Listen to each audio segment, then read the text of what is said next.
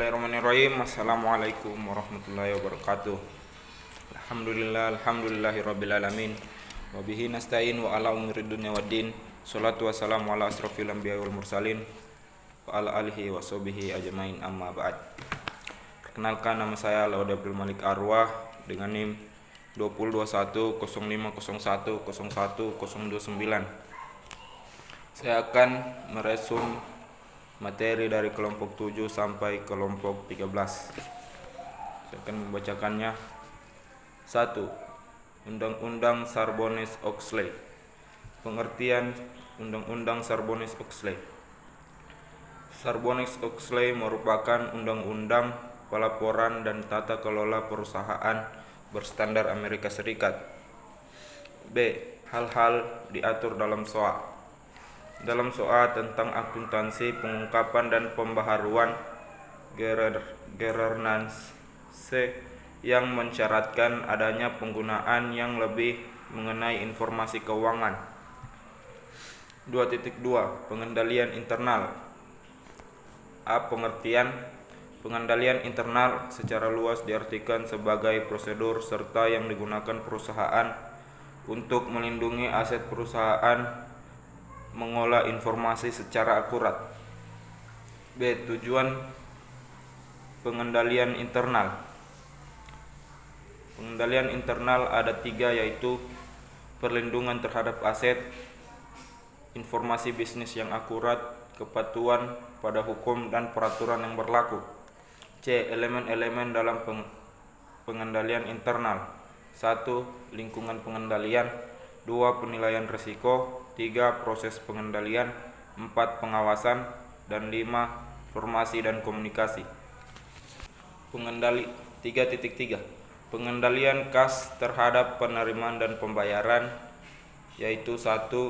Yang termasuk dengan kas meliputi uang logam. Perusahaan dapat memiliki beberapa rekening bank. Perusahaan juga dapat membuka akun buku besar. Kas mungkin untuk dicuri dan disalahgunakan. Selain itu, banyak transaksi. Oleh karena itu, perusahaan harus merancang dan menggunakan pengendalian.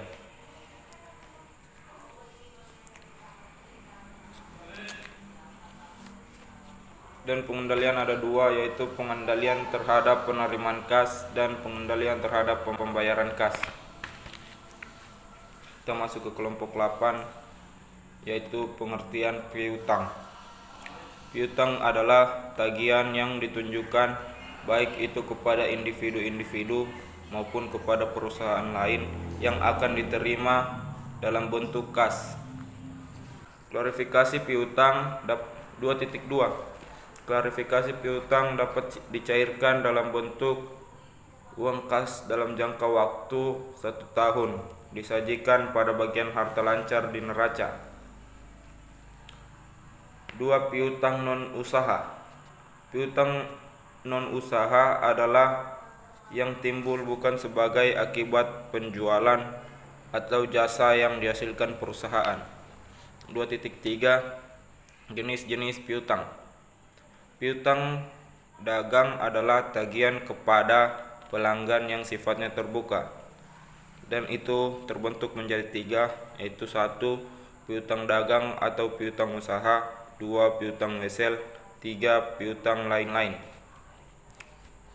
2.4 Faktor-faktor yang mempengaruhi piutang. 1. Volume penjualan tiket. 2. Syarat pembayaran penjualan kredit. 2.4 Faktor-faktor yang mempengaruhi piutang. 1. Volume penjualan kredit. 2. Syarat pembayaran penjualan kredit. 3. Ketentuan tentang pembatasan kredit. 4. Kebijakan dalam mengumpulkan piutang. Dan 5. Kebijakan membayar dari para langganannya. 2. Taksimal jumlah kerugian piutang. Piutang-piutang yang disajikan dalam laporan keuangan merupakan piutang bersih. Pencatatan piutang dan metode penaksiran piutang tak tertagih atau kerugian piutang. 1. Jumlah penjualan. 2. Jumlah retur penjualan. 3. Jumlah penerimaan kas. Dan 4. Kartu kuning. kartu piutang. Kita masuk ke kelompok 9. Rangkuman materi kelompok 9 akuntansi yaitu aset-aset.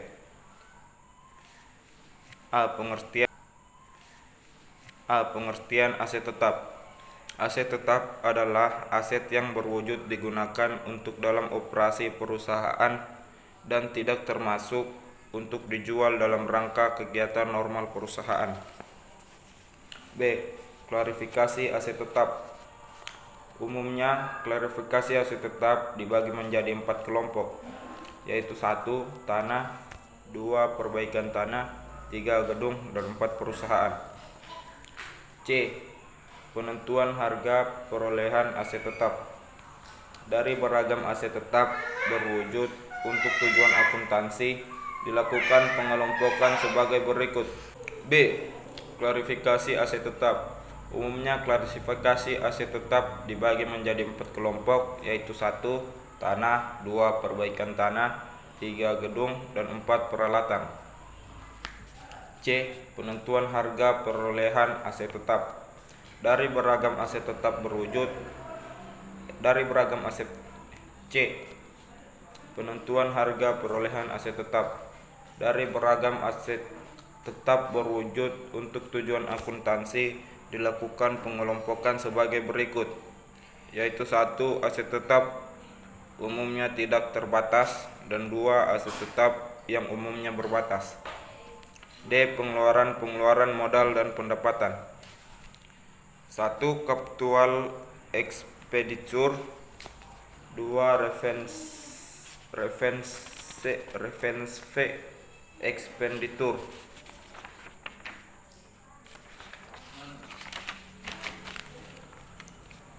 Cara-cara perolehan aset tanah. 1. Pembelian tunai, 2. Pembelian angsuran, 3. Ditukar dengan surat-surat berharga, 4. Ditukar dengan aset tetap yang lain, 5. Pertukaran aset tetap yang tidak sejenis, 6. Pertukaran aset yang sejenis, dan 7. Diperoleh dari hadiah atau donasi.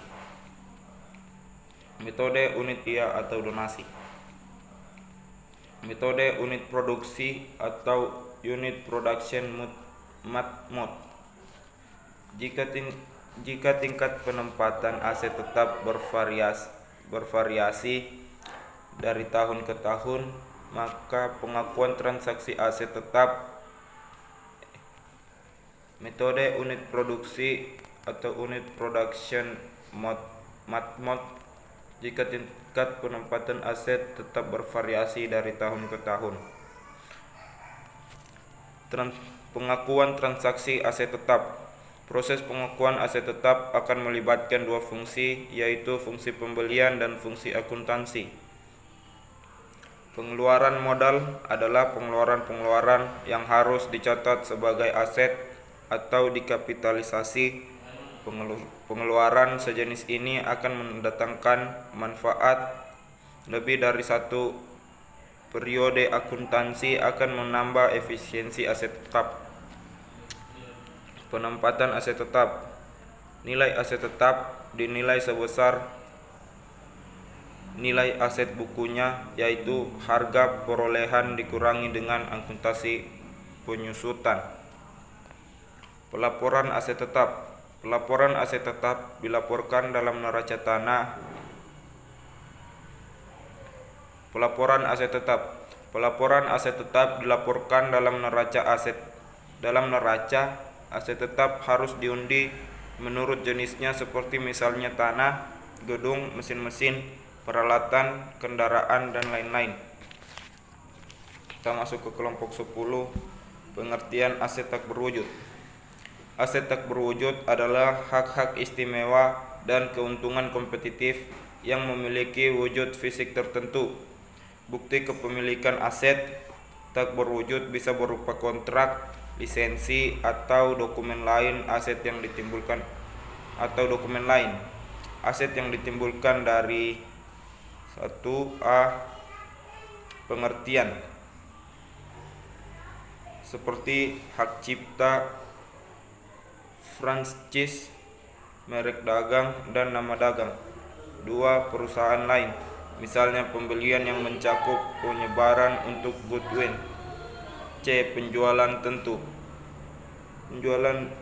bentuk seperti franchise dan liase. Jenis-jenis dari aset tak berwujud. Aset tidak berwujud yang berhubungan aset tidak berwujud yang berhubungan dengan pemasaran. 2. Aset tak berwujud dengan pelanggan.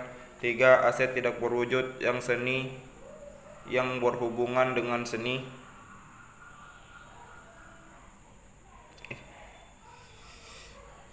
Jenis-jenis aset tak berwujud. Aset tidak berwujud yang berhubungan dengan jenis-jenis dari aset tak berwujud yaitu 1. Aset tidak berwujud yang berhubungan dengan pemasaran. 2. Aset tidak berwujud dengan pelanggan. 3. Aset tidak berwujud yang berhubungan dengan seni. 4. Aset tidak berwujud yang berhubungan dengan kontrak. 5. Aset tidak berwujud dengan teknologi. Dan 6. Goodwill. Konsep biaya riset pengembangan. Banyak perusahaan mengeluarkan banyak uang untuk mencari pengembangan guna menciptakan produk, proses yang memperbaiki produk yang ada dan menemukan pengetahuan baru yang dapat memanfaatkan masa depan. Kita masuk ke kelompok 12. Pengertian sistem akuntansi. Sistem akuntansi adalah formulir catatan dan laporan yang dikoordinasikan sedemikian rupa untuk menyediakan informasi keuangan yang dibutuhkan oleh manajemen guna memudahkan pengelolaan perusahaan. Mulyadi 2001.3. Tujuan sistem akuntansi. Pada umumnya sistem akuntansi disusun untuk dapat memenuhi 3 macam tujuan, yaitu 1. Untuk meningkatkan kualitas informasi yang dihasilkan sistem. 2. Untuk meningkatkan pengendalian akuntansi dan cek internal.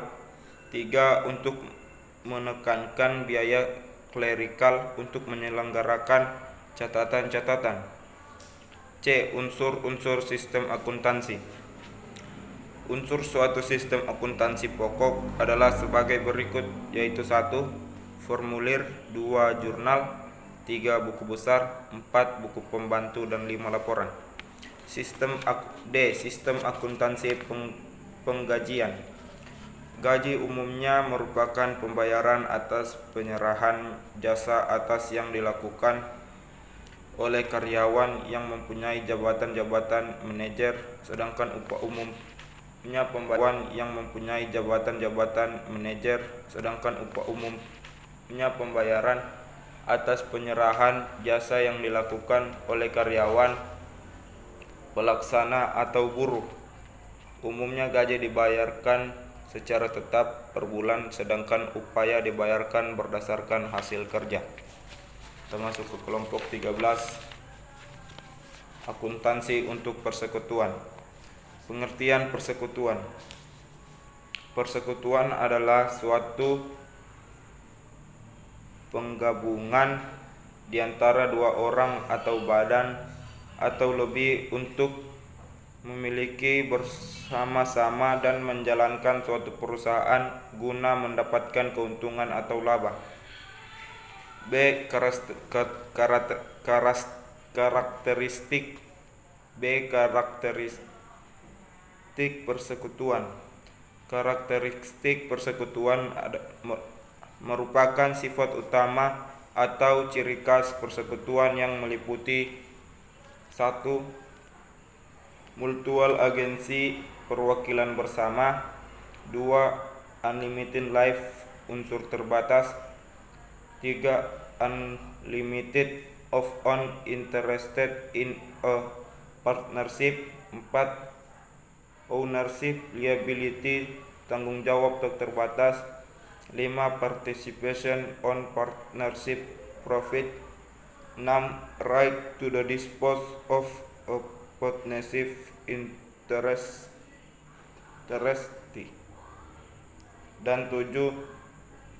mutual liability.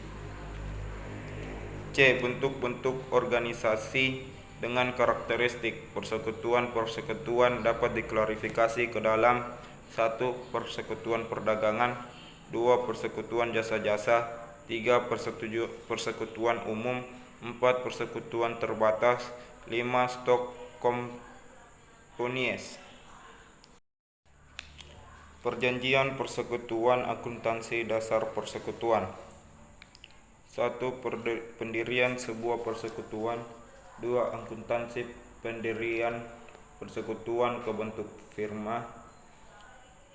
Firma didirikan oleh anggota-anggota yang semuanya belum memiliki usaha.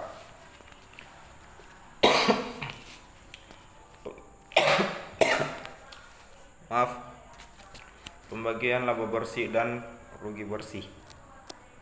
Para anggota persekutuan dapat membuat persetujuan pembagian laba bersih atau rugi bersih yang dianggap sesuai dengan kontribusi masing-masing anggota di dalam persekutuan.